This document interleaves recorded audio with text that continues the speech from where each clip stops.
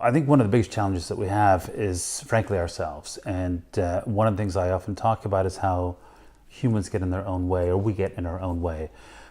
It's no sort of surprise that there are some big challenges facing us, certainly over the coming years: growing population, food and energy production, food and water production, energy production, climate, and so on and so forth.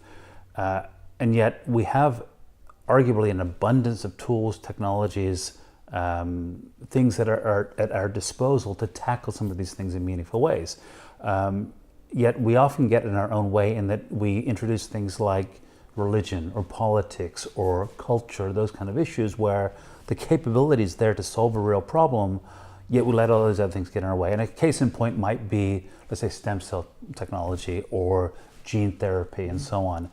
We've made tremendous advances in the last few years in terms of how to manage disease and manipulate genes and tackle some diseases with stem cell therapy and so on. Yet we often put barriers in the way ourselves because it's against a religious belief or a political belief or a cultural belief and so on. And it's not that we should negate some of those considerations, but we should think about it in a more measured way. We often say, well, this is my religion, or this is my cultural belief, or this is what have you, and we're often sort of adamant that that's sort of the answer when it's not. And I think that we should look at some of these things with a more open mind, because if we don't, frankly, we will get in our own way, and there's a lot more of us to get in our own way, and it's going to become a real challenge, frankly, to progress.